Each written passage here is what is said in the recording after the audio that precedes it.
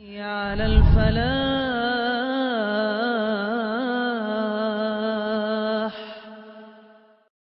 اب پاکستان پر جو جنگ مسلط کی جا رہی ہے that is the fourth generation war. اب یہ مسلمان ملت کو مزید چھوٹے چھوٹے ٹکڑوں میں کرنا چاہتے ہیں, اور مشرق اور مغرب کے کفر کی راہ میں اگر اللہ نے کوئی آخری چٹان قائم کی ہے تو یہ اللہ کے حکم سے یہ پاکستان کی ریاست ہے. آج انہوں نے 1948 کے بعد کہا تھا, 47 کے بعد کہا تھا کہ یہ پاکستان بچے گا نہیں. اللہ کے فضل سے ہم بچے ہوئے ہیں.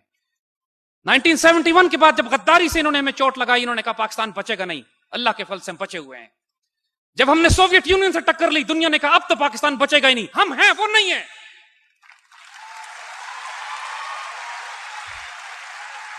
جب ہم نے ایٹمی پروگرام اپنا شروع کیا تو ہنری کسنجر لاہور میں آ کے تھریٹ کرتا ہے, we'll make a horrible example out of you.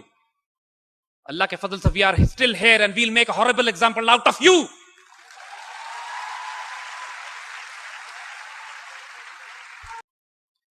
Israelis نے, جو ڈیوڈ بن گوریان نے ان کو نصیحت کی تھی 1948 میں کہ پاکستان کی ریاست کو نہ چھوڑنا کبھی, جس طرح ممکن ہے اس کو تباہ کرنا, یہ اس وقت سے ہی ہندوستان کے ساتھ تعاون کر کے پاکستان کو تباہ کرنے کی سازشیں کر رہے تھے. 1967 میں جو سب سے بڑی چوٹ ہمیں لگی کہ جب انہوں نے, اسرائیلیوں نے بغیر کسی اعلان کے 3 مسلمان ملکوں کو, ایئر فورس کو اور آرمی کو تباہ کر کے رکھ دیا. Jordan, Syria, Egypt. مسلمان ملکوں کی فضائیہ زمین پہ ہی تباہ ہو گئی. عید کے دن انہوں نے حملہ کیا جب مسلمان عید منا رہے تھے, اور مسلمان ملکوں کی فضائیہ تباہ ہوتی ہے. خطرہ یہ ہوتا ہے کہ تمام مسلمان ملک اب اسرائیل کے قبضے میں چلے جائیں گے. پاکستان ایئر فورس سے مدد طلب کی جاتی ہے, پاک فضائیہ کے دستے جاتے ہیں, اور اللہ کے حکم سے ہم اسرائیلیوں کو مار کے گراتے ہیں وہاں پہ.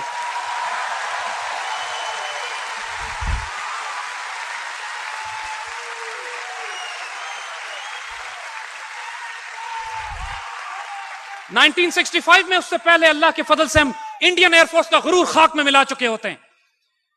ایم عالم صاحب 30 سیکنڈ میں 5 انڈین جہاز شروع میں ہی مار کے گراتے ہیں, اس کے بعد انڈینز کو جرت نہیں ہوتی کہ پاکستان میں داخل ہوں. اللہ کے فضل سے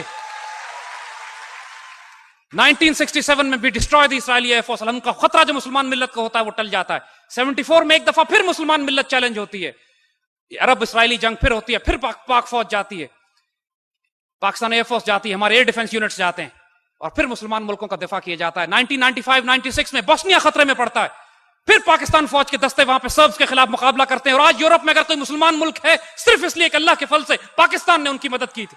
1998 میں اللہ کے فضل سے ہم نے نیوکلیئر ایکسپلوژن کیا,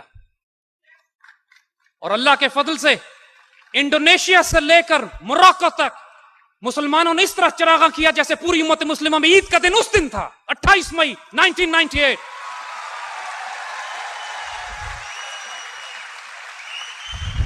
اس دن فلسطین کے بچوں نے اسرائیل کو مخاطب کر کے کہا تھا, now we are a nuclear power, don't look at the stones in our hands, look at the bomb in Pakistan, we are coming after you.